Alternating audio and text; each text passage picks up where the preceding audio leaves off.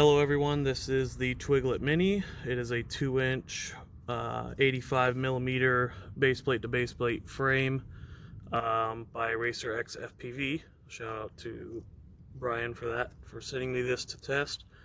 He printed this beautiful canopy for me, and I put the Mamba 1103 8500 motors on it. So far it has been probably one of the funnest, if that's even a word, quads I have flown. Kind of have a bent prop there, I'll have to change before the flight. Cool things are, obviously, you get these cool 3D printed frame protectors right here. They really actually help from cracking or separating the carbon along the frame. I'm only running 2 motor screws here, so they're going to bend and flex because I don't have all 4 in at the moment. So about a week ago, I was flying this in front of my house, and I actually had a car run over it. And I thought, man, I didn't even get to make the video or anything. So sat down, and I only broke one motor, and this piece of this frame right here was bent up, causing the motor plate where it bolts down to bend. So I ended up throwing out the motors and putting these motors on.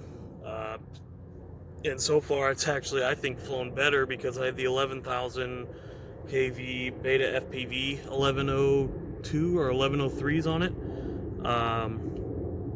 And I feel like it's more fun with these motors on here.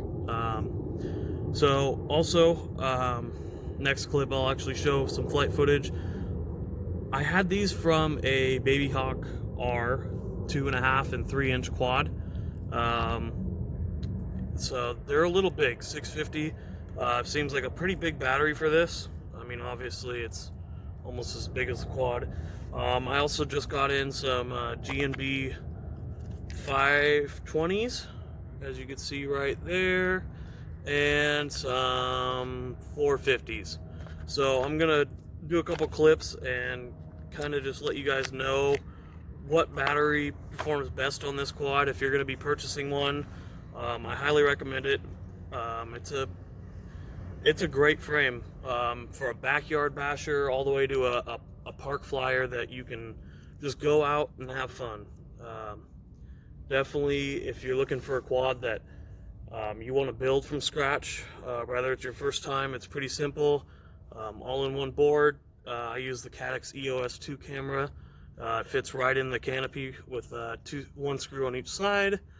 I'm using the Nameless RC 400 milliwatt camera. I think I only have it set to 200 milliwatt. That's all I really need for what I'm going to be doing. It comes with a nice battery strap that he provides, the Racer X FPV battery strap. And pretty much that's going to be it for kind of just going over the quad. It's pretty much a Twig downsized. So if you like the Twig, like the looks, bam, here's your next purchase. So let's get into some flight footage. So to start off this little flight, I am using the 520 G&B pack. It's a 3S LiPo. I tried the 450 mAh pack prior to this flight. And I was doing some punch outs and stuff like that because this is actually the first time I have flown the Twiglet Mini on a 3S pack. So the 450 was the first pack I did, and it needed some tuning. I dropped the PI and D values down significantly, 20s and 30s for all across. I'm not a tuner by any means, so it was set up pretty loose. To me, I've definitely flown quads that have been more locked in. It has nothing to do with the flying characteristics of the quad whatsoever. But it was still a really great flight. The 3S packs really made it come alive because I am using the 8500 Mamba motors, 8500 kV. I had prior the 11,000s on here, and on 2S it was nice. It was in between like a 2S and 3S, it felt like, with the 11,000 kVs. But the 3S really made it come alive for an 8500 100 kV motor. The 4 blades, I'm using the 4 blade AMAX AVAN 2-inch props. They draw a little bit more amperage because they are 4 blade, and they do seem to have a lot more pitch in them compared to like some of the HQ props and stuff like that. But all in all, it was perfectly fine. No problem running a 3S back over 2 minutes. I believe this flight at the end, it says like 2 minutes 20 seconds or something like that, but which is just fine for me. I'm not a efficiency guy whatsoever. I will run packs down to they are dead.